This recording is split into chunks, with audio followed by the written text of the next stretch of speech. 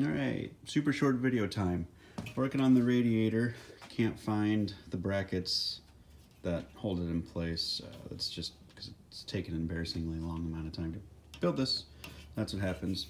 However, why am I sending in a short video here? Let me show you something. This is obnoxious. So, well, hang on. I'm going to be working on this radiator, right? So next I need to do the hose. Pretty straightforward and simple, right? Wait for it.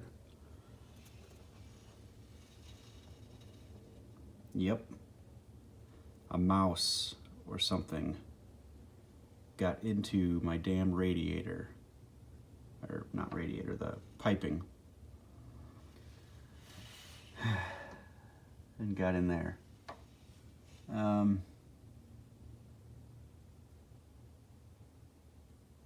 Well, I don't even know what to think. I guess I'll get that stuff out, and I guess I'll take the thermostat out